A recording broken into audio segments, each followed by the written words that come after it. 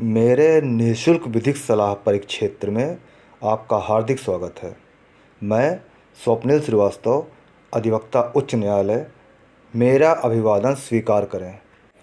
अचल संपत्ति के बंटवारे का मुकदमा, पार्टीशन सूट। जी हाँ, यही है आज का विषय।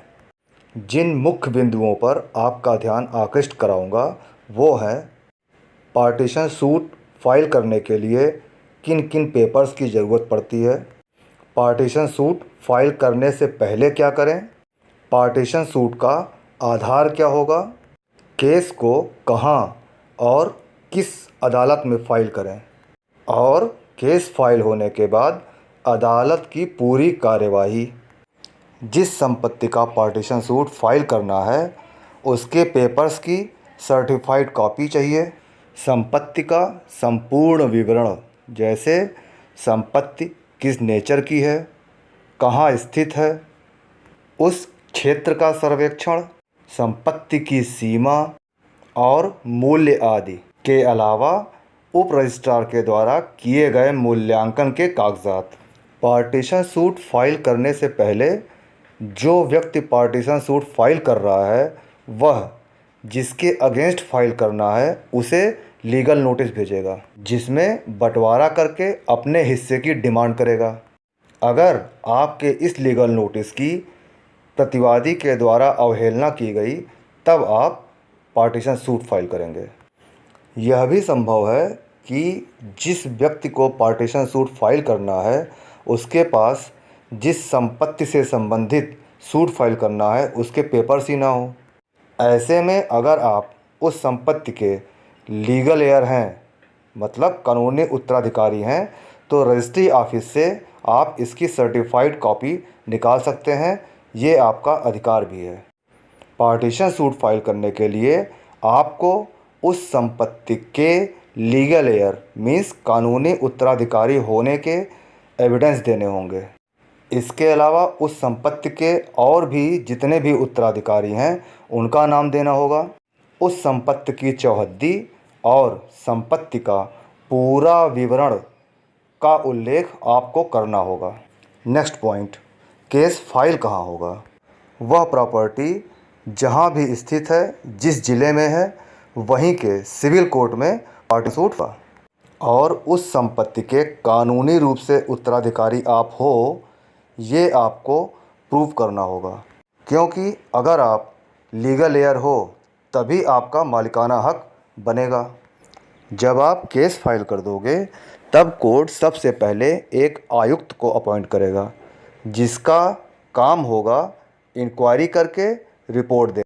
इंक्वायरी रिपोर्ट, एविडेंस और गवाहों के स्टेटमेंट के आधार पर बाकी सभी उत्तराधिकारियों को कोर्ट नोटिस इशू करेगी और उन्हें अपना पक्ष रखने का अवसर देगी।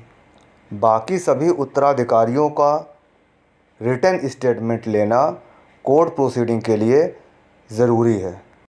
इसके लिए मैक्सिमम 30 दिन की डेट पड़ेगी।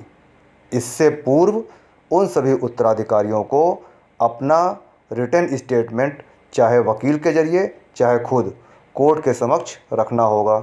सभी उत्तराधिकारियों को सुनवाई का अवसर देना एक लीगल रिक्वायरमेंट है। सभी उत्तराधिकारी कोर्ट में अपीयर करेंगे और अपना रिटन स्टेटमेंट फाइल करेंगे। फिर कोर्ट उस written statement, inquiry report, evidence और जो भी पेपर्स मौजूद हैं उस पर विचार करेगी, दोनों पक्षों को सुनेगी, फिर आदेश पारित करेगी। एक महत्वपूर्ण बात, जितने भी प्रतिवादी हैं वो अपनी सहमति का एक जॉइंट अफिडेविट या इंडिविजुअल मीन्स अलग अलग अफिडेविट दे दें, तो यह प्रक्रिया कोर्ट के लिए भी और आप सबके लिए भी बहुत आसान हो जाती है। अर्थात कोर्ट प्रोसीडिंग बहुत ही सरल हो जाती है। One important thing, partition suit उस संपत्ति के बंटवारे के लिए किया जाता है जो पैतृक हो और आप उसके लीगल हेयर हों, मीन्स कानूनी रूप से उत्तराधिकारी हों। पिता या माँ के खुद की बनाई संपत्ति कई बंटवारे का पार्टीशन सूट आप फाइल नहीं कर सकते। हाँ, उनकी मृत्यु के बाद अगर वो वसीयत नहीं कर गए हैं तब यह संभव है। पार्टीशन का मतलब बता दूं। पार्टीशन का मतलब किसी संपत्ति के अपने हिस्से के मालिकाना हक के लिए बंटवारा, और यह लीगल तभी होगा जब आप उस संपत्ति के लीगल हेयर हों, मतलब कानूनी रूप से उत्तराधिकारी हों। पैतृक संपत्ति में यह अधिकार आपको जन्म से ही मिल जाता है।